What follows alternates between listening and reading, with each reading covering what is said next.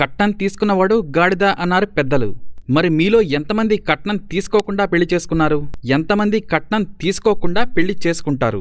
కట్నం తీసుకున్నవాణ్ణి అడిగితే ఏవేవో సాకులు చెబుతారు. ఇక ఇప్పటి యూత్ని అడిగితే మాత్రం మేము తీసుకోమని నిక్కచ్చిగా అందరి ముందు చెబుతారు. కానీ జరిగేది మాత్రం వేరు. అదేమిటంటే అప్పటి పరిస్థితులు వేరంటారు. మీరు నన్నడిగినా అదే సమాధానం వస్తుందనుకోండి.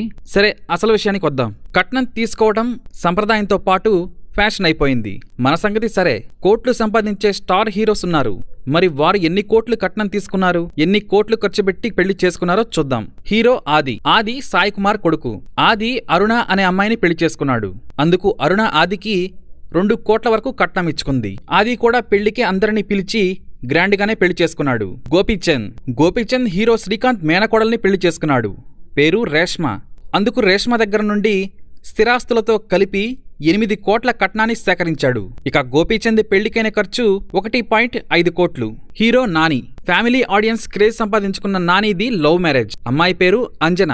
లవ్ మ్యారేజ్ అయినా సరే నాని కట్నంగా 3 కోట్లు వసూలు చేశాడు. ఇక నాని పెళ్లికైన ఖర్చు 35 లక్షలు.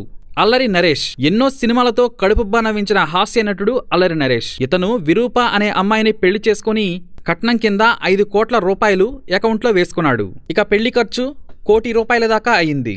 అల్లు అర్జున్.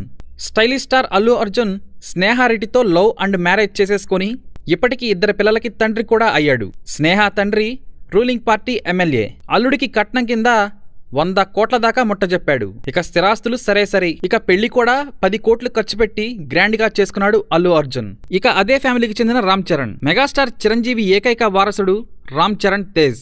ఉపాసన అనే గొప్పింటి బిడ్డని లవ్ మ్యారేజ్ చేసుకున్నాడు చరణ్. ఈ అమ్మాయి అపోలో హాస్పిటల్స్ కే యజమాని. స్థిరాస్తి కాకుండా 300 కోట్లు అప్పనంగా రామ్ చరణ్ చేతిలో పెట్టింది. రామ్ చరణ్ కూడా అదే రేంజ్లో 15 కోట్లు ఖర్చు పెట్టి మరీ రిచ్ గా పెళ్లి చేసుకున్నాడు. జూనియర్ ఎన్టీఆర్. స్టార్ స్టేటస్ సంపాదించుకున్న నటుడు ఎన్టీఆర్ది పెద్దల కుదిర్చిన పెళ్లి.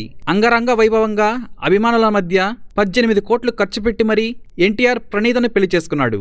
వీరికి ఇప్పుడు ఓ బాబు కూడా. ఇక ప్రణీత ఎన్టీఆర్ కోసం 200 కోట్లు పెట్టెలో పెట్టుకొచ్చింది. ఇక ప్రిన్స్ మహేష్ బాబు. మహేష్ అనాలే కానీ ఎన్ని కోట్లిచ్చైనా పెళ్లి చేసుకోవడానికి ఇప్పటికీ కూడా రెడీగా ఉంటారు. అయితే ఆ అదృష్టం నమ్రతకి దక్కింది. కానీ కట్నంతో కాదు, ప్రేమతో.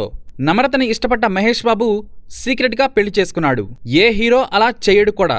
ఏమీ ఆశించని మహేష్ కి నమ్రత తన పేరును ఉన్న 2000 కోట్లను తీసుకొచ్చి నీ ఇష్టం అని మహేష్ చేతిలో పెట్టింది.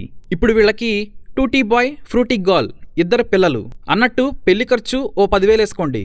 ఇక power star Pavan Kalyan. Pavan craze చెప్పనక్కర్లేదు. పవన్ పెళ్లి విషయానికొస్తే పేరు నందిని. మొదటి భార్యని ఎప్పుడు చేసుకున్నాడో ఎవరికీ తెలియదు. అది చెప్పడం కూడా కొంచెం కష్టమే. అయినా అప్పటి లెక్కల ప్రకారం ఓ 10 లక్షలు వేసుకోండి. ఆ తర్వాత విడాకులు, సెటిల్మెంట్కైన ఖర్చు ఓ 30 లక్షలు. ఇక రెండో పెళ్లి చేసుకున్న రేణు దేశాయ్ వివాహం కూడా సింపుల్ గానే జరిగింది. పిల్లలు పుట్టాక పెళ్ళంటే అంతే కదా మరి. ఈ పెళ్లికి పవన్ ఖర్చు ఓ 1,00,000 రూపాయలు వేసుకున్నా ఎక్కువే అవుతుంది. ఇప్పుడు పవన్ రేణు దేశాయ్లకి 2 పిల్లలు. తర్వాత చెప్పాల్సింది ఈ విడాకుల గురించి. ఈ విడాకుల కోసం అయిన ఖర్చు 40 కోట్లు. పవన్ క్రేజ్ పెరిగింది కదా మరి, ఆ మాత్రం ఉంటది. ఇక పవన్ 3వ భార్య అన్నా లెజ్నేవా. ఏదో సినిమా షూటింగ్ లో ఆస్ట్రేలియాలో జరిగిన పరిచయం రేణు దేశాయ్తో విడాకుల వరకు దారితీసింది. మరి వీళ్ల పెళ్లి ఖర్చు అసలు లేదేమో.